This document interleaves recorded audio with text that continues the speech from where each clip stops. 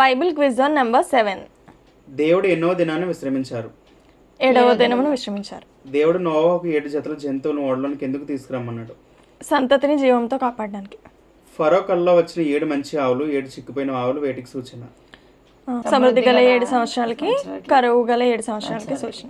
ఎవరి కోసం యాకోబు 7 సంవత్సరాలు కొలువ చేశాడు? రాహేల్ కోసం. ఇశ్రాయేలు ఎరికో చుట్టూ 7వ దినం 7 సార్లు తిరిగినప్పుడు ఏం జరిగింది? ఎరికో ప్రాకారములు కూలిపోయాయి.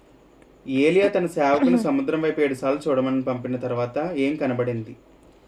మనిషి చెయ్యి అంత చిన్న మేఘం కనపడింది. నయమాను 7 సార్లు యోర్దాను నదిలో స్నానం చేసిన తర్వాత ఏం జరిగింది? కుష్టి వ్యాధి తొలగిపోయింది. యేసుక్రీస్తు ప్రభువారు 7 రొట్టెలను ఎవరికి వడ్డించారు? జన సమూహానికి వడ్డించారు. ఎవరు ప్రకటన గ్రంథంలో 7 సంఘాల గురించి ప్రస్తావించారు? యోహాను గారు. 7 ముద్రలు విప్పబడినప్పుడు ఏం జరిగింది? తీర్పులు జరిగాయి.